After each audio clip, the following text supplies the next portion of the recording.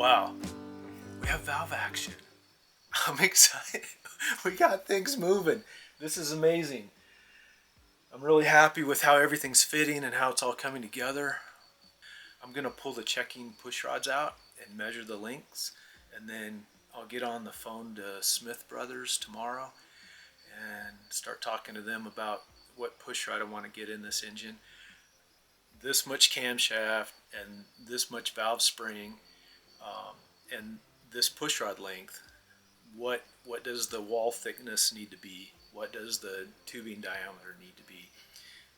Do I need a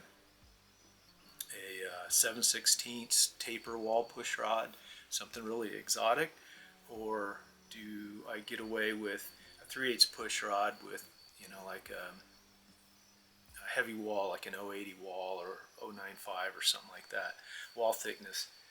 I don't know. I'm going to talk to them and see what they recommend. The intake push rod's a little tight. I'll have to do a little bit of clearance work in the intake push rod tubes, but the exhaust looks like it has a mile, so that's exciting.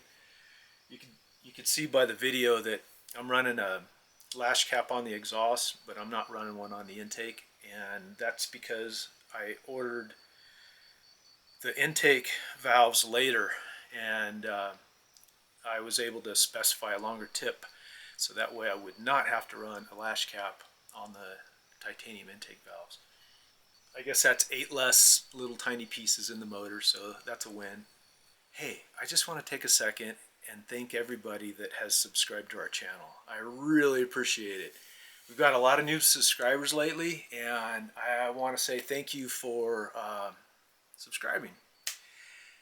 The project's starting to get fun. There's a lot of really neat things coming up. I got all kinds of cool things to share with everybody. I'm just trying to figure out how to get it all into video form.